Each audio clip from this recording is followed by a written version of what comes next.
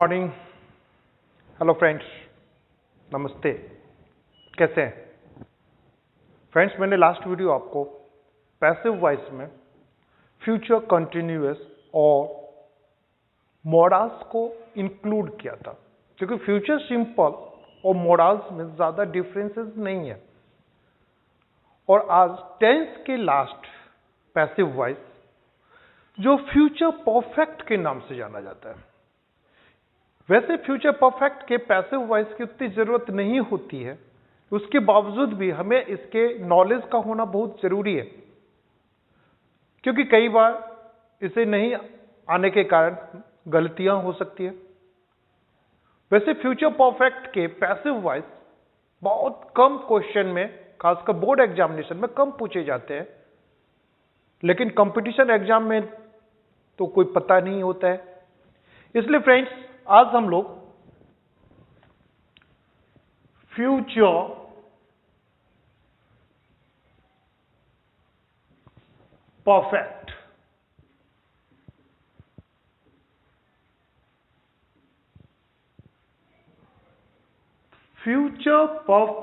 के passive voice को देखेंगे। तो फ्रेंड्स, फ्यूचर परफेक्ट के पैसिव वॉइस, अगर हम इसके अफर्मेटिव को लेते हैं कि अफर्मेटिव में इसका स्ट्रक्चर क्या होता है, तो फ्यूचर परफेक्ट के अफर्मेटिव का स्ट्रक्चर सिंपल सा होता है कि सब्जेक्ट प्लस विल या shall plus have V3 object and other words. ठीक है फ्रेंड्स, जिसको जैसे ही हम पैसिव में कन्वर्ट करेंगे तो ऑब्जेक्ट यहां आकर के सब्जेक्ट के फॉर्म में आएगा। इस सब्जेक्ट के अकॉर्डिंग फिर हमें विल और शैल का सिलेक्शन लेगा।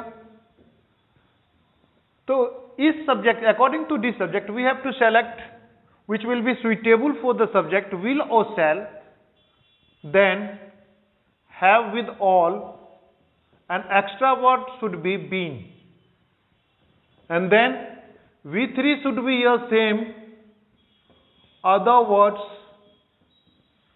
by, and this subject will come here in the form of object। यानी कि सब्जेक्ट, शैल या will, have, V3 object and other words, जैसे पैसिव बनाते हैं तो ऑब्जेक्ट यहां आकर के सब्जेक्ट के फॉर्म में, इस सब्जेक्ट के हिसाब से विल और शैल का सिलेक्शन करते हैं, हैव सेम आ गया, एक्स्ट्रा वर्ड में यहां बीन आया, V3 same, other words by, और ये सब्जेक्ट यहां आकर के ऑब्जेक्ट का फॉर्म किया। इस पे हम कोई भी सेंटेंस ले लेते सकते हैं कि I shall have called you। I shall have called you, अगर हमें इसका पैसिव बनाना होगा तो you will have been called by me। ठीक है फ्रेंड्स, तो इस तरह से आपने इसका अफर्मेटिव सेंटेंस के एक्टिव से पैसिव कन्वर्ट किया। कई बार अफर्मेटिव सेंटेंस में इसमें टाइम भी यूज हो जाता है फ्यूचर परफेक्ट पे, जैसे कि टिल या बाय। तो ये टाइम के बारे में मैंने पहले भी चर्चा कर चुका हूं कि वो अदर कैटेगरी के अदर वर्ड्स होते हैं, बी कैटेगरी के, और बी कैटेगरी के अदर वर्ड्स होने पे उसको हमेशा बाय प्लस ऑब्जेक्ट के बाद हम रखते हैं। अगर हम एग्जांपल के लिए ये ले लें, you will have completed it by Monday. अगर ये सेंटेंस हुआ कि you will have completed it by Monday, तो भी इसे हम पैसिव जब बनाएंगे तो it sorry, it will have been completed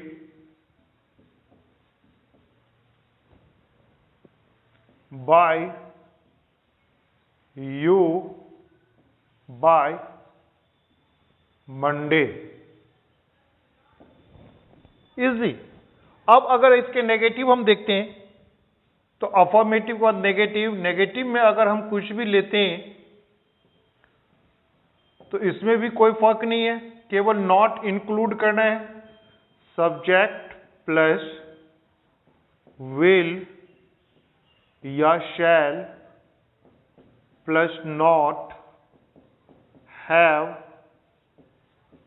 V3 object plus other words.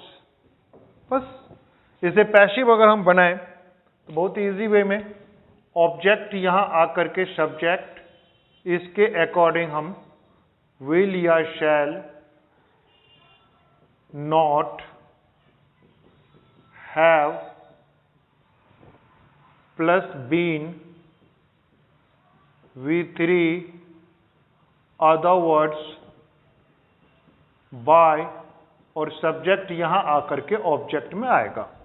इस पे हम कोई भी सेंटेंस को मुंह डालें। I shall not have done this work till 2 days।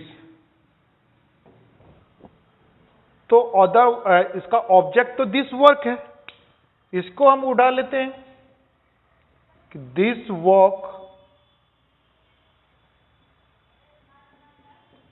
will not have done by me till 2 days। देखा फ्रेंड्स, तो इस तरह से आपने फ्यूचर परफेक्ट के एक्टिव से पैसिव किस ढंग से होगा उसको आपने देखा। अब तक में हमने अफर्मेटिव और नेगेटिव के एक्टिव से पैसिव किया। इसके साथ ही हम अगर चाहें तो इंटेरोगेटिव फर्स्ट को भी देख सकते हैं। Interrogative first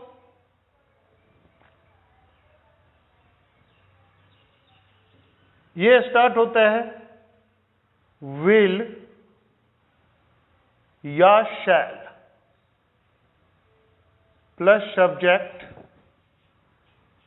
have V3 object and other word, sign of interrogation. अगर हमें इसे पैसिव में लाना है तो पैसिव में लाने के लिए क्या होगा, फिर विल या शैल according to object which will come your object, जो यहां सब्जेक्ट बनेगा, फिर इसके साथ have been V3 other words by और सब्जेक्ट यहां ऑब्जेक्ट में साइन ऑफ इंटेरोगेशन। इस पे हम अगर कोई भी सेंटेंस लेते हैं, will you have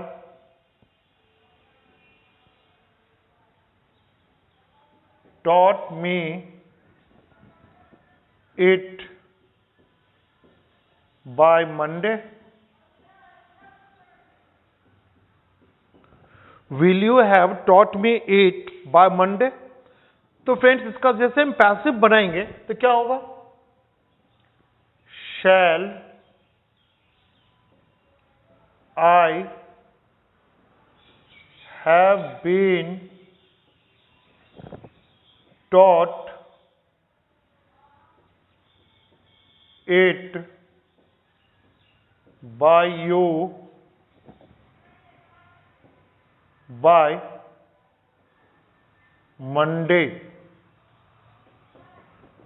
तो फ्रेंड्स, इस तरह से आपने आज फ्यूचर परफेक्ट के एक्टिव से पैसिव, अफर्मेटिव, नेगेटिव और इंटेरोगेटिव फर्स्ट का किया। वैसे ये इतना जरूरत की नहीं है बोर्ड एग्जाम के लिए, इतना ज्यादा यूजफुल नहीं है, फिर भी अगर आप फ्यूचर के लिए अगर कंजर्व करना चाहते हैं तो ये कंपटीशन एग्जाम में ज्यादा होता है, क्योंकि जितने भी बोर्ड एग्जाम है इसमें फ्यूचर परफेक्ट के एक्टिव से पैसिव बहुत कम, रेयर में पूछता है। फिर भी ये मेरा कर्तव्य है कि आपको मैं कहीं भी अंधेरे में न रखूं, पूरी तरह से क्लियर करूं, इसलिए मैंने क्लियर किया। और नेक्स्ट वीडियो हमारा इसके इंटेरोगेटिव सेकेंड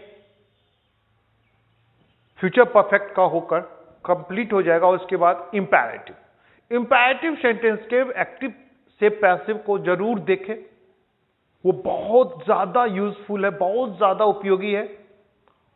हमारे स्पीकिंग से लेकर के रिटन तक में उसको सबसे ज्यादा यूज होता है।